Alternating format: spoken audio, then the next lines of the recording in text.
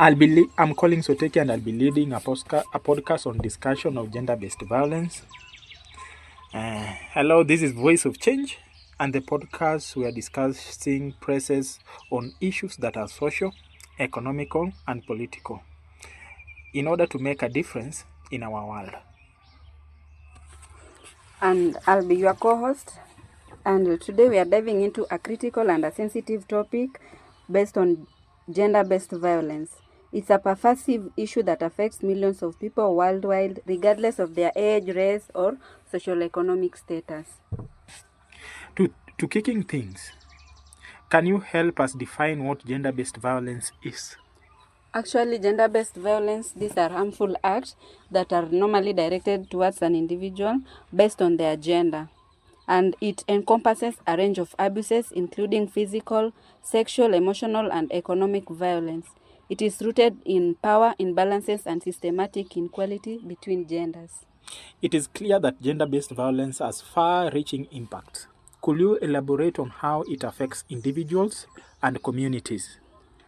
Okay, certainly for individuals, the consequences can be devastating, ranging from physical injury to long-term psychological trauma.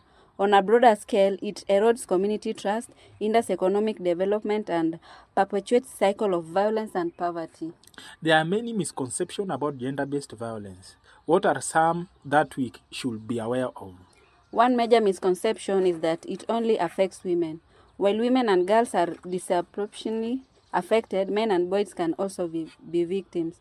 Another is that it only occurs in certain cultures or countries, but in real sense it is a universal issue.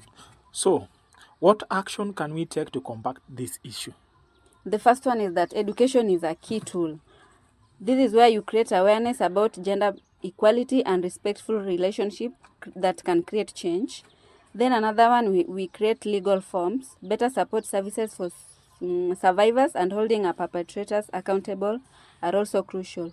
Importantly, everyone can play a role by speaking out and supporting survivors. How can individuals contribute to creating a culture that does not tolerate gender-based violence? Each of us can encourage change by challenging discriminatory attitudes and behaviors in our daily lives, supporting organizations, working on those issues, and advocating for policies that promote gender equality are also effective ways to contribute. This has been an enlightening discussion. Before we wrap up, any final thoughts? Just a reminder that ending gender-based violence requires a collective effort. We must be allies in this fight and commit to creating a safer and more equitable world for everyone. We say thank you for turning into Voice of Change. Let us continue to educate, advocate, and take action against gender-based violence. Until next time, take care and stay informed. Goodbye, everyone, and remember your voice matters. Thank you very much. Thank you too. Okay.